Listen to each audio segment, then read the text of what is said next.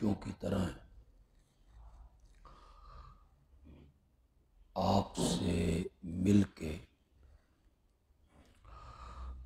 اور آپ سے گفتگو کر کے بڑی خوشی محسوس کر رہا ہوں۔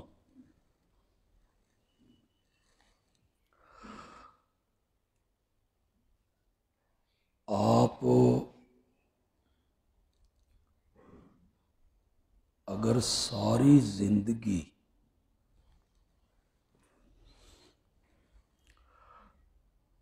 اللہ کی اس نعمت کا شکر ادا کرتے رہیں تو آپ پوری زندگی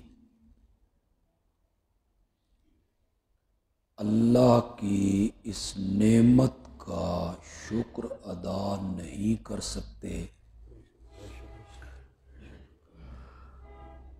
کہ اللہ نے اس گئے گزرے دور میں، زمانے میں آپ کو دین کے علم کے پڑھنے کے لیے منتخب کیا ہے۔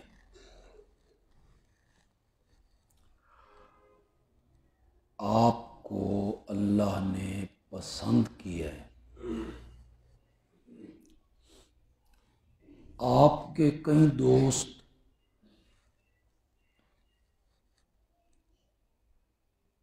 رشتہ داروں میں کئی آپ کے ہم عمر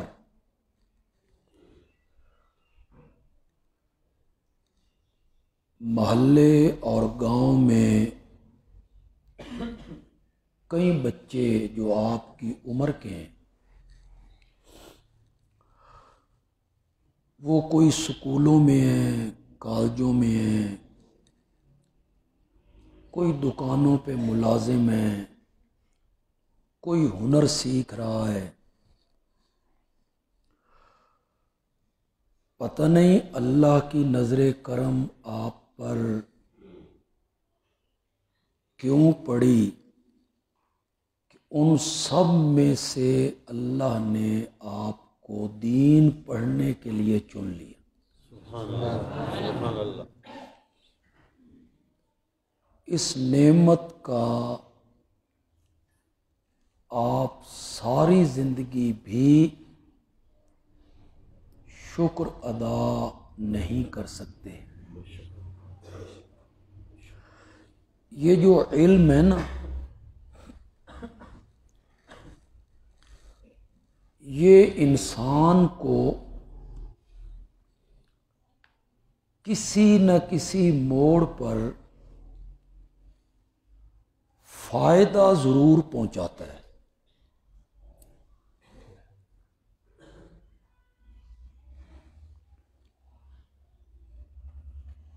آپ نے علماء سے ایک واقعہ سنا ہوگا،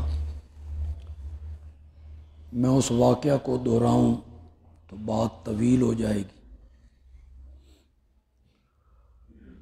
حضرت موسیٰ علیہ السلام کے مقابلے میں فرعون نے ہزاروں جادوگروں کو اکٹھا کیا تھا۔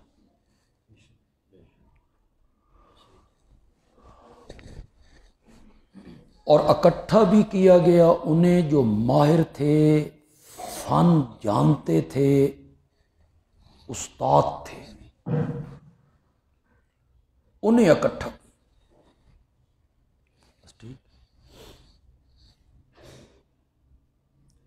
جب مقابلہ شروع ہوا انہوں نے اپنی لاٹھیاں رسیاں پھینکی۔ دیکھنے والوں کو یوں محسوس ہوا کہ یہ سانپ بن گئے، بنے نہیں۔ جادو میں چیز کی حیت نہیں بدلتی، لاٹھی لاٹھی رہتی ہے، سانپ رسی رسی رہتی ہے۔ وہ لوگوں کی نظروں کو کچھ اس طرح جام کرتے ہیں کہ دیکھنے والوں کو نظر آتا ہے کہ یہ کیا بن گئے ہیں، یہ جادو تھا۔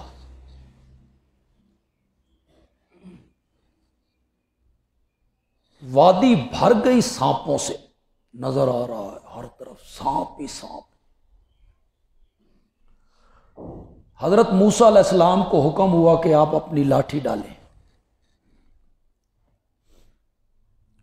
انہوں نے لاٹھی ڈالی تو وہ سانپ بنا، اور حقیقتاً سانپ بنا، اس لیے کہ یہ معجزہ تھا۔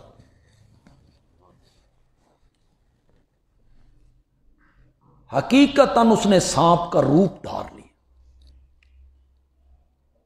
اور اس نے وہ جو ڈھونگ تھا سارا اور وہ جو ڈرامہ تھا سارا، ان سارے سانپوں کو اس نے نگلنا شروع کر دیا۔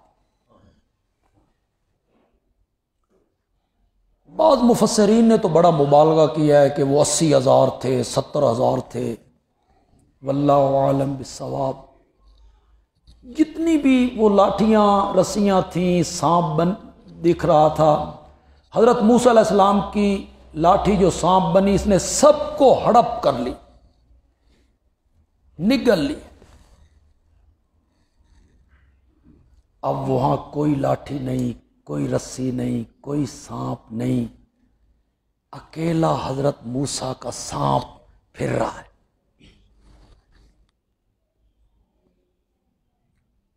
حضرت شیخ القرآن مولانا غلام اللہ خان رحمت اللہ علیہ، میں نے ان سے قرآن کی تفسیر پڑھی 2 مرتبہ۔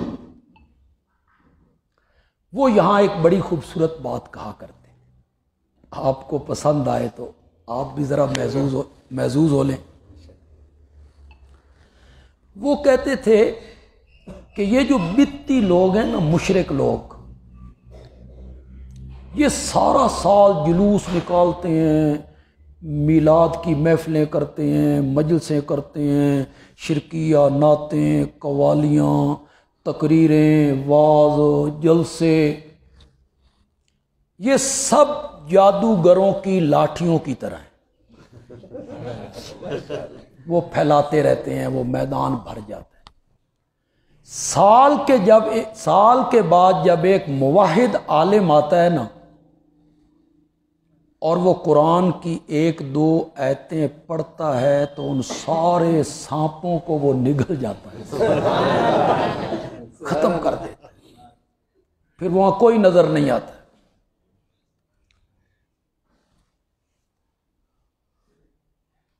تو حضرت موسیٰ علیہ السلام کی لاٹھی جو سانپ بن گئی تھی، وہ میدان میں، باقی سب ختم ہو۔ یہ جادوگر تھے نا، ان کے پاس جادو کا علم تھا۔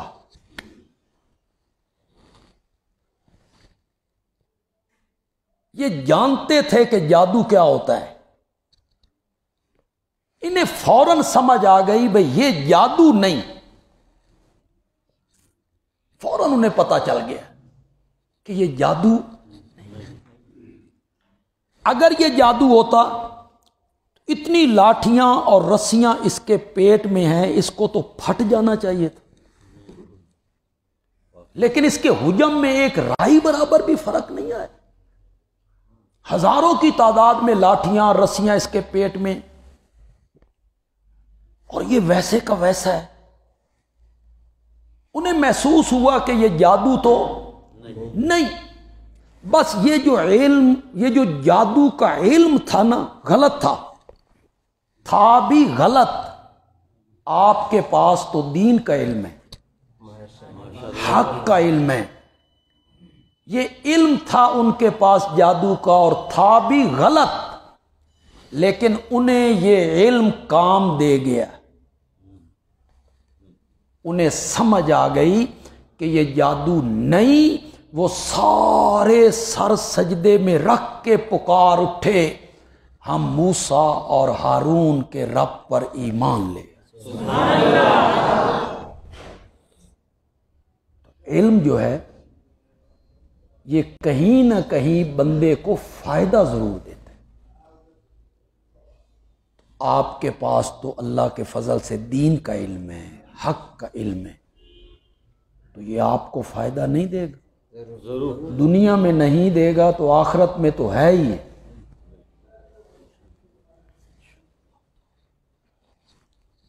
دنیا میں بھی فائدہ ہے، اگرچہ اسے ہم روزگار نہیں بناتے، اللہ اس سے محفوظ فرمائے، روزگار نہیں بناتے، لیکن اللہ دین پڑھنے والوں کو، نمازیں پڑھانے والوں کو، اذان دینے والوں کو، تکبیر کہنے والوں کو، مسجد کی خدمت کرنے والوں کو اللہ بھوکا رہنے دیتا ہے؟ کبھی کبھی آپ نے آج تک سنا ہے کہ کسی فارغ التحصیل عالم نے اپنی سند کو آگ لگائی ہو؟ نہیں۔ کبھی تم نے سنا ہے کہ کسی مولوی نے خودکشی کر لی ہو کہ میرے گھر میں روٹی نہیں؟ کوئی نہیں۔ بالکل بالکل نہیں۔ یہ تم سندیں جلاتے پھرتے ہو، خودکشیاں کرتے پھرتے ہو، یہ بڑے صابر لوگ ہیں، اللہ تعالیٰ ان کی مدد کرتا ہے۔ حکیم الامت مولانا اشرف علی تھانوی رحمۃ اللہ علیہ ایک بہت بڑا نام ہے علماء دیوبند میں، ان کو جب لوگ خط لکھا کرتے تھے تو وہ بڑے مختصر جواب دیا کرتے تھے، اس کی پشت پہ لکھ دیا کرتے تھے۔ مثلا ایک بندے نے انہیں خط لکھا کہ آپ نے تو ساری دنیا کو مشرک بنا دیا، تو تھانوی صاحب نے اس کی پشت پہ لکھا مشرک بنایا نہیں، یہ جو بنانے کی نون ہے اس کے ساتھ ایک نقطہ اور ڈالو، مشرک بنایا نہیں، مشرک بتایا ہے، کہ یہ کام کرنے والا کیا ہوتا ہے، یہ عمل کرنے والا مشرک ہوتا ہے، میں نے تو یہ کی۔ تو حضرت تھانوی رحمۃ اللہ علیہ کو کسی نے خط لکھا کہ بیٹے کو حافظ بنانا چاہتا ہوں، عالم بنانا چاہتا ہوں، پھر دل میں خیال آتا ہے کھائے گا کہاں سے؟ تو یہاں ایک لطیفے کی بات کرنا چاہتا ہوں، یہ جو دنیا دار لوگ ہیں یہ جگہ جگہ بیٹھ کے کہتے ہیں او جی بیٹے کو حافظ کیسے بنائیں جی، مولوی بنانا ہے بیٹے کو، مولوی بنائیں بیٹے کو، کھائے گا کہاں سے؟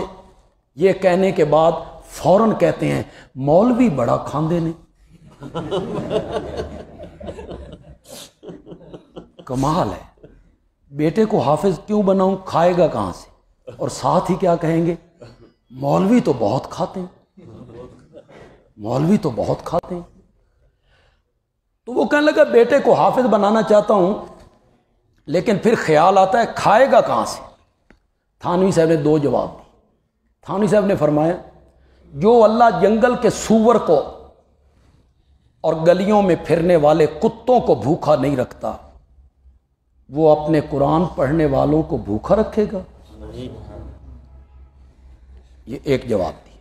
دوسرا جواب یہ دیا کہ مولوی بھوکا نہیں رہتا، تجربہ کر لے، کسی قریبی مسجد میں چلا جا، وہاں جا کے دیکھ مولوی روٹی کھاتے بھی ہیں، صبح کو سکھا کے بیچتے بھی ہیں۔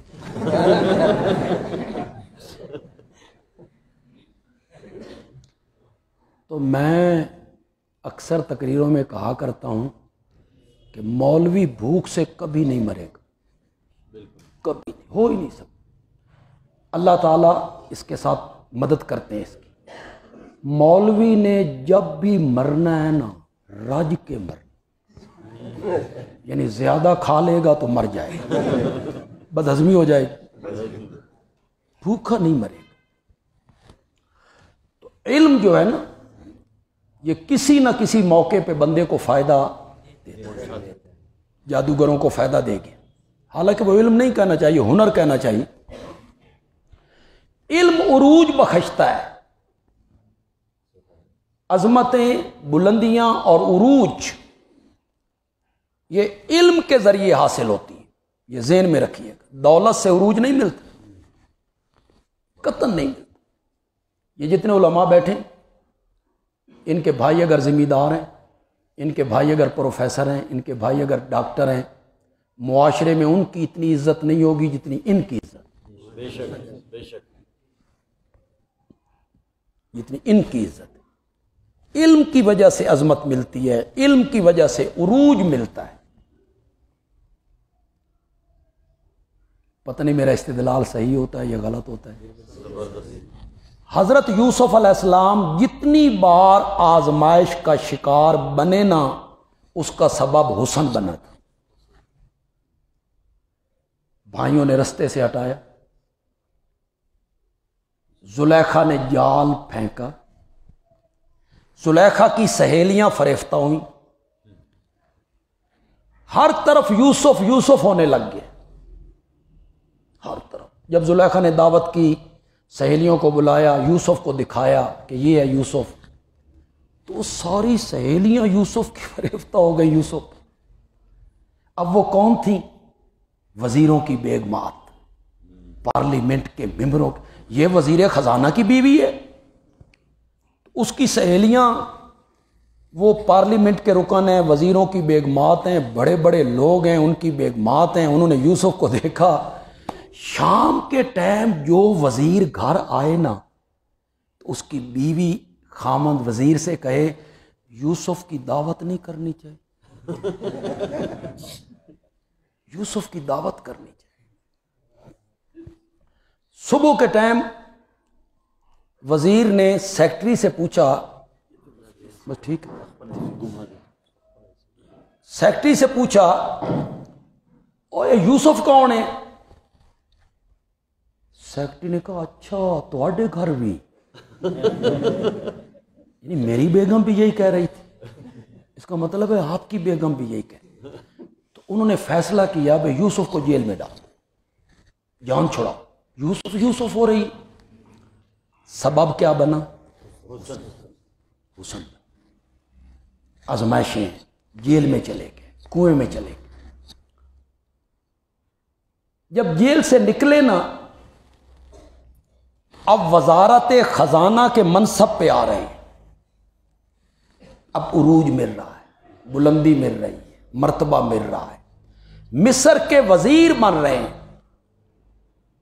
تو کیا کہتے ہیں وزارت خزانہ، جب دیکھا نا کہ بادشاہ کوئی نہ کوئی عہدہ ضرور دے گا، تو کہتے ہیں وزارت خزانہ کا عہدہ مجھے دے تاکہ آئندہ آنے والے قحط کے دنوں میں میں صحیح انتظام کر سکوں۔ تو کیا کہتے ہیں انی حفیظ حسین، علیم، کیا کہتے ہیں انی حفیظ علیم۔ اب سبب کیا بنا؟ علم۔ علم سبب بنا عروج کا، علم سبب بنا بلندی کا۔ علم کی وجہ سے پھر انہیں مرتبے ملنے لگے، بلندیاں ملنے لگی۔ تو آپ علم پڑھ رہے ہیں، دین پڑھ رہے ہیں، اسی کے ساتھ مرتبے ہیں، اسی کے ساتھ بلندی ہے، اسی کے ساتھ درجات ہیں۔ مت احساس کمتری میں مبتلا ہو جائیے۔ میں ہر جگہ، ہر مدرسے میں، اپنے مدرسے کے طالب علموں کو بھی میں کہتا رہتا ہوں، آپ کو بھی میں کہتا ہوں، احساس کمتری کی چادر اتاریے۔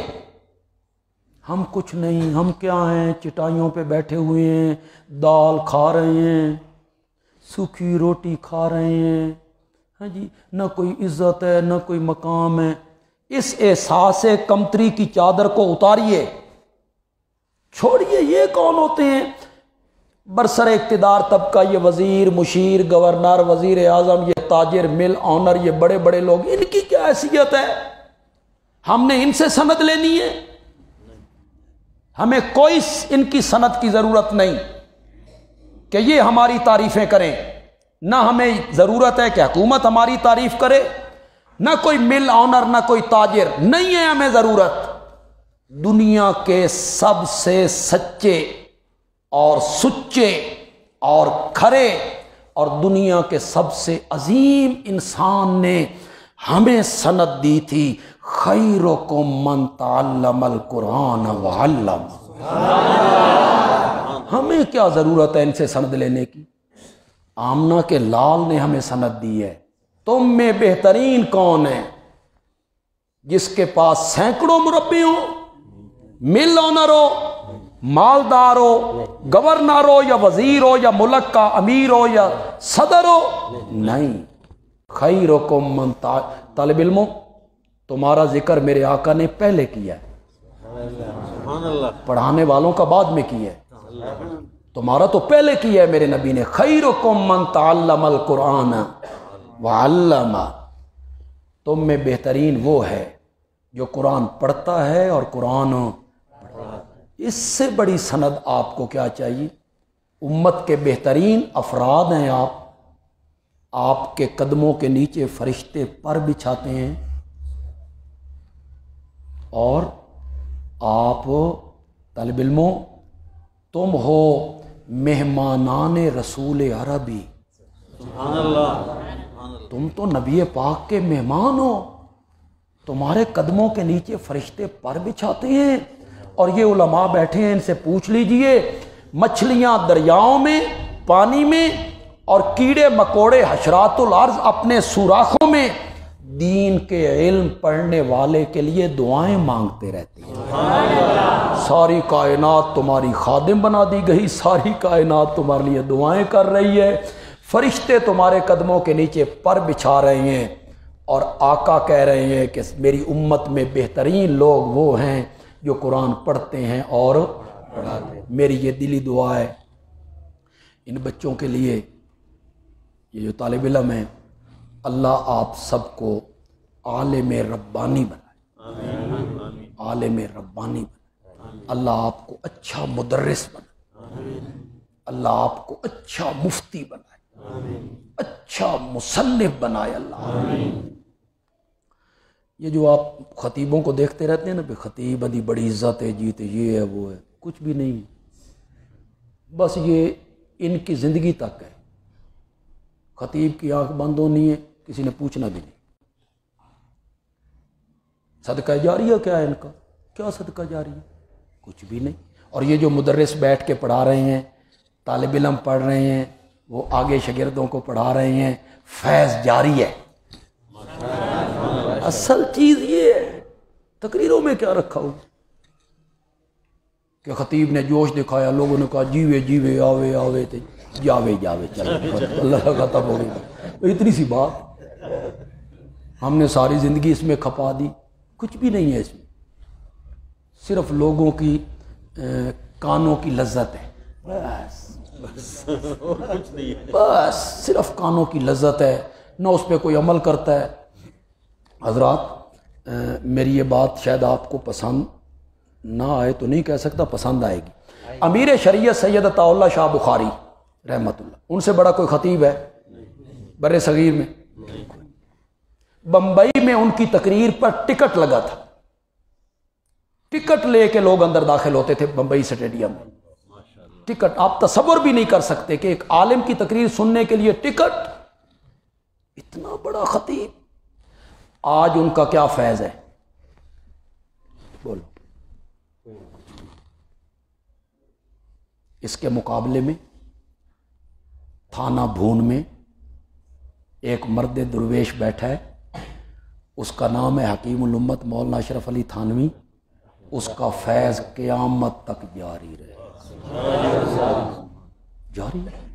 तफसीरुल बयानुल कुरान बंदा पढ़ता है, दंग रह जाता है, हैरान हो जाता है बंदा, भाई बंदा कहाँ से बोलता है। उनका बेहश्ती ज़ेवर, बड़ी बड़ी किताबें लिखी उन्होंने, एक खानकाह में बैठ के लोग आज से फैज़ हासिल कर रहे हैं, हम उसे पढ़ रहे हैं, आपके साथ उसे पढ़ रहे हैं, फिर हमारे शागिर्द उसको पढ़ रहे हैं। ये है असल काम।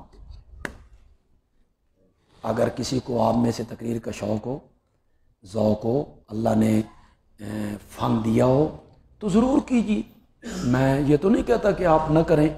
तो मैं वहाँ भी एक लतीफ़ा सुना के आया हूँ, यहाँ भी सुना देता हूँ। मेरे बड़े चचा थे ना जी, वो फाजिल देवबंद थे, हज़रत मदनी के शागिर्द, तो बड़े मिजाजिया थे, ज़रा मिजाज में मिजाज था। तो उनसे किसी ने पूछा, उस्ताद जी बड़ा खतीब कौन सा होता है? बड़ा खतीब? उन्होंने कहा जो बड़ा बेहया हो बड़ा खतीब हो। जिसने हया करनी है उसने क्या बोलना है? शर्म वाले बंदे ने क्या बोलना है? जितना वो जनाब बाजू चढ़ाएगा, पट्टों पे हाथ मारेगा, लोग कहेंगे बड़ा खतीब है। खिताबत आपके मुल्क में क्या है? میں جانتا ہوں کل نعتیں پڑھا کرتے تھے، آج وہ خطیب ہیں، کل تک وہ نعتیں پڑھتے تھے، علم کوئی نہیں، گہرائی کوئی نہیں۔ تو میری آپ سے گزارش یہ ہوگی اچھا مدرس بنے، کتابیں پڑھائیں تاکہ آپ کا فیض کیا ہے، جاری رہے۔ اللہ تعالیٰ عمل کی توفیق عطا فرمائے۔ وما علینا الا البلاغ۔